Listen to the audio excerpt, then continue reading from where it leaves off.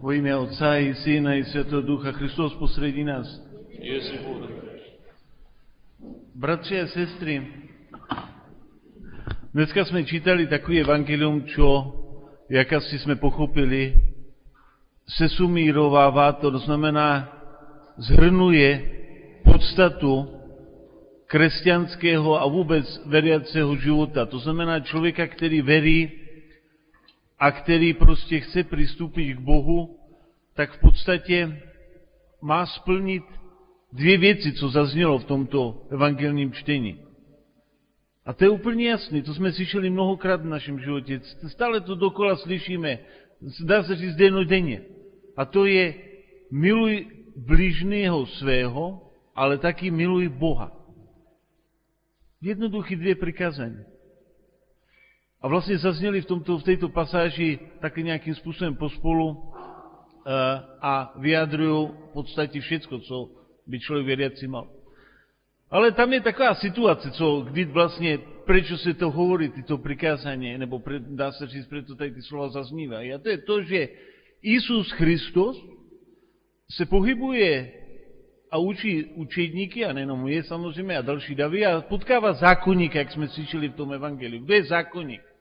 Zákonník je ten, který nedělá nic jiného, než v podstatě se zabývá, co je správné. Jak je správně třeba žít. Co je třeba dělat, aby jsme se zalíbili Bohu a aby jsme splnili svoje přikázání, aby jsme splnili přikázání milovat bližního svojho. To je zákonník. Zákonník není špatný slovo, bratři a sestry. Zákonník není na tom nic špatného být zákonníkem. Protože zákonník přesně ví, co má robit. Co má dělat člověk. Toto se zabývali Židi normálně. Není to špatný slovo. I když to v evangeliu teď trošku zaznívá tak negativisticky. A teraz, jak prostě ten zákonník ví ty zákony, tak on potkává Jezusa a zkouší ho. A snaží se z něho dostat nějakou chybičku, nebo aby někde prostě nepochopil něco, aby mohl říct, že ten nezná zákon. A když někdo řekne, ten nezná zákon, tak znamená, že je špatný, že je hříšník, nebo že učí bludy, můžeme říct. A když takhle ho zkouší, tak se ho pýta, jaký je největší přikázání, což by snad věděl i židovský dítě, dá se říct. A on říká, no miluj Boha a tak dále, co všichni jsme slyšeli.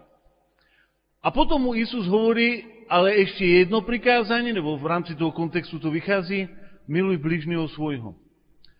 Teraz, aby si bratři a sestry pochopili, že to, čo povedal Isus, není nic nového v Izraeli.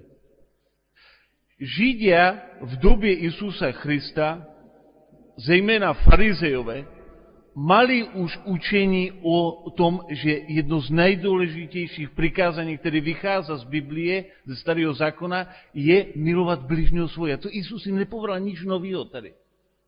Tady se nic nového nedozvěděli Židia, bratři a sestry.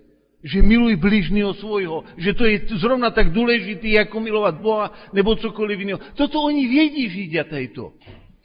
Zákonník se nedozvěděl od Isusa nic nového tady, bratři a sestry. Tak jako my můžeme povedat, čo jsme se my dozvěděli, máme milovat bližního svoje, čo pak jsme to neslyšeli, kdyby jsme neboli křesťania, i kdyby jsme nevěřili v Boha, tak budeme stejně asi chápat, že nějaká etika je, že musíme se chovat slušně k druhým. Co tady? A přesto zákonník vypadá, že prehrává. Ale bratři a sestry, problém tu nie je v tom, že zákonník prohrává argument podle toho, že Isus mohl povedat dačo nové, čo předtím nevěděl. Problém je úplně někde jinde. A to je, jakým způsobem my tu pravdu prosazujeme. Jakým způsobem my přivádíme lidi k Bohu. Protože problém se zákonníkem a s farizeji nebyl to, že nechápali, čo je to milovat bližního svojho, ale problém s ním byl ten, že nevěděli, ako to prakticky uplatnit tak, aby toho bližního svojho nezničili zároveň. A to je ten celý problém, v čem je to o tomto evangeliu. Protože i my tak robíme. My tak milujeme svojho bližního svojho a tak chceme, aby on viděl tu naši pravdu, že v tom stejném procese ho vlastně zlikvidujeme taky. Jak to chceli zrobiť farizei a zákonníci s Isusem. Oni řekli, tento člověk nemá pravdu, tento člověk vede lidi z cesty, my máme pravdu. A to znamená čo? Znamená, musí být zničen, musí být odstraněn. A to je ten celý problém, bratři a sestry. Protože Židia i Isus hovoria totež, miluj bližního svojho. Ale problém je, ako to uplatnit. Jedni hovoria, my budeme milovat bližního svojho tím, že ho zničíme, protože nemá pravdu. A druhý hovoria, my milujeme bližního svojho tak, s tím a s láskou a s trpělivostí, že budeme prežívat všetko, čo je. A toto je Isusova cesta, bratři a sestry. Ta cesta druhá vede k tomu, že pravda zvítězí, ale za cenu, že druhého zničíme. A ta Isusova cesta vede k tomu, že pravda zvítězí, ale druhý dojde k spáse zároveň. A to se, bratři a sestry, týka stále toho, čo počúvame i v běžném životě s tím milujeme bližního. Prečo nemilujeme toho bližního svýho často? No protože mu hovoríme, nebo jí hovoríme, nebo jim hovoríme, že oni nemajú pravdu, ja mám pravdu, ja rozumím tým věcem líp, ja to chápu líp, ja to vnímám líp, oni se chovají špatně a tak ďalej. A takhle vzniká otázka tak, že ja si myslím, že mám pravdu, ale bohužel to může víc tomu, že ta moje pravda znamená, že nenávidím druhého kvůli tomu, že on tu pravdu nemá. A přestanu s ním mluvit, přestanu s ním komunikovat, už s ním v životě neprehovorím, protože já mám pravdu. A ta pravda znamená to, že je o tom, miluj bližního svojho, to je ta pravda. Ale ta pravda se stává prekážkou spáse. Ona zničí všechno kolem nás, protože my tu pravdu chceme násilím někomu strčit, aby pochopil. A tím pádem si myslíme, on nepochopil zákon. On teraz musí se od nás poučit. On musí uplatňovat tu pravdu ve svém životě. A potom možná budeme všetci se milovat. A to souvisí všeobecně, bratři a sestry. Já to hovorím často ve svém životě, jsem si všiml, že přesně jako to s křesťanstvom. Vy nejdřív musíte mít lásku v sobě a potom se stát křesťanmi či pravoslavnými. Nemůžete se stát pravoslavnými a potom teprve získat lásku. Nemůžete se stát nejdřív křesťanem a potom přemýšlet o lásce. Vy musíte nejdřív tu lásku mít a potom se stát křesťanem a mít pravdu. A to je ten celý problém tady, bratři a sestry. Protože zákon a zákonníci mali pravdu. I Isus mal pravdu. Všetci hovorili to sami. Miluj bližního svojho. Nic nového se tu nezaznělo v tom evangeliu. Židi nebyli nějaký hlupáci, že nevěděli toto. Ale problém byl v tom, akým způsobem vy budete milovat toho bližního svojho. Tím, že budete násilím spát tu svoji pravdu, aby on dačo pochopil. A nebo budete jako Isus, nekonečný trpězlivý, aby ľudia prišli k vám. Bratři a sestry, toto je velký problém i v rámci misií, protože viete čo, tak vám poviem, když odcházejí pravoslavní misionári do Afriky a robia tam misiu mezi Černochy, mezi africkým obyvatelstvem, tak prostě rozjedou tam nějaký chrám a za velkých těžkých okolností a za velkých bojů a za já nevím, za jakých problémů, nemoci rozjedou nějakou farnost. A může se stát, že někdo přijde z Evropy a povie, že to ako to je možné, že tyto Černoši nedodržujú liturgický princípy také. Ako to je možné, že tí Černoši nevedia, co verí? Ako to, že tí Černoši dělají toto? Ako to, že tí Černoši robí tamto? A začnou násilím všechno měnit, jak nenormální, protože to je podle zákona. Tak to má být podle nějakého křesťanského chápání. A tím pádem zničí všechno kolem, jak spálenou zemi. Zlikvidují všechno, na co všechno pěkně hezky kvetlo. Také se to stává v Africe často. Nemluvím o dalších kontextech.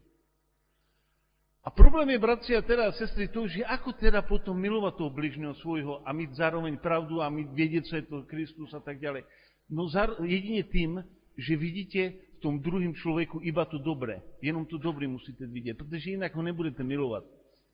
Vy nebudete nikoho milovat, pokud budete vidět jenom, nebo budete to kategorizovat zlý, dobrý, že víc zlý, víc méně. Tak nemůže člověk milovat člověka bližného svojho. Začnete milovat člověka jenom tehdy, když uvidíte v něm jenom dobro. Tehdy člověk se mění v srdci a začíná být jako Isus. A ta pravda přichází sama z té lásky. Ona se zjevuje. Ona nepotřebuje být vyslovaná teoreticky hajena. Ani nějakým bojem, ani něčím jiným. Ona přichází sama, ta pravda, na základě lásky.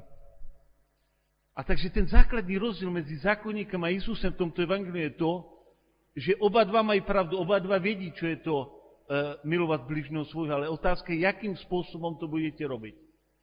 A keď prídete do dnešného Izraela a vidíte třeba ultraortodoxní farizej nebo sekty židovské, tak oni stále, když něco splníte, tak vymyslí další zákon. Když ten zákon splníte, ještě jeden zákon vám vymyslí. A do nekonečná a nekonečná, protože tlačí a tlačí a tlačí, aby prostě člověk se měnil v nějakou podobu, která prostě je podle nějakého názoru, či subjektivního názoru, nebo podobně, jak to nazveme.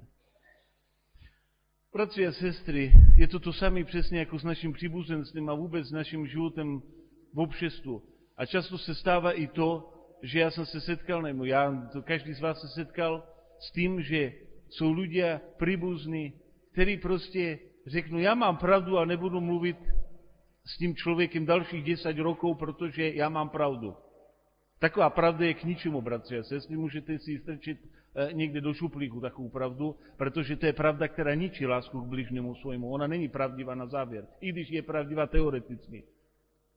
A to je ten celý problém s námi. My nedokážeme se přenést přes svoji pravdu. My nedokážeme se přenést přes sebe a milovat bližného svoje taky, jaký je. To znamená vidět jenom v něm dobro. A to je ten celý problém křesťanstva, bratři a sestry, všech. A lidé, kteří mají to se dostávají do problémů většině, protože oni vidí dobro všude a zatímco druhý vidí jenom zlo všude. Tak jako starec Pajsi, možná se slyšeli, říkal krásnou jednu větu ve svém životě a se mi strašně líbilo, hovorí, že lidstvo se rozděluje jenom na dvě skupiny, ty, co jsou včely a ty, co jsou muchy. Včely jsou všude ty, kteří vidí jenom dobro a nektar a muchy jsou ty, kteří vidí všude jenom trusy a hnůj. A všude taky pěkný pohnojí, všude kam přijdou. Tak to bohužel je, bratři a sestry. A proto, keď slyšíme toto evangelium a zamyslíme se nad tím, miluj bližného svojho, jaký je rozdíl mezi zákonníkem a Isusem, je čistě v tom, ako to provedie. Ako má trpělivost s druhými. A nakonec je úplně jedno, kdo má pravdu, bratři a sestry. Je úplně jedno, jestli jste se ukázali jako pravdivými ve svým argumentu, ale když zachováte druhého člověka ve spáse, když ho privedete k Bohu, to je ta skutečná pravda, co bude nakonec se počítat. Ne, jestli někdo vyhrál argument, jestli někdo tady teoreticky zvítězil, nebo jestli já jsem se ukázal, že jsem vlastně byl chytrý na závěr. To k ničemu není. Je to, Boha zajímá jenom to, kolko lidí vy dokážete sebou přivést do Carství nebesného. Toto je, co zajímá Boha. Boh se vás nebude ptát, mali jste, nemali jste pravdu. On se bude vás ptát, kolik je těch lidí s vámi tady. Kolik jste jich přinesli. A i kdybyste měli dělat kompromisy, i kdybyste měli se vzdát svojich práv, a i kdybyste měli čokoliv robit, důležitý je, kolik lidí je spaseno vlastně. To je cíl a motivace křesťana. Jemu to je jedno, kdo má pravdu, nemá pravdu. Jemu to je jedno, jestli někdo je zlý. On má trpělivost a odpoušťá. Tak to se chová křesťan. A proto zákonník, bratři a sestry, nechápal Isusa v konečném důsledku. On nerozumel, čo Isus chce, protože zákonník si myslel, tak on hovorí totéž, čo já hovorím. A on nepochopil, že Isus hovorí iným způsobem, ako milovat bližného svého. Ne tím, že ho donutím na svou stranu, ale tím, že čekám, že on sám přijde ku mně, když já mu projevím lásku k bližnému svojmu. Amen.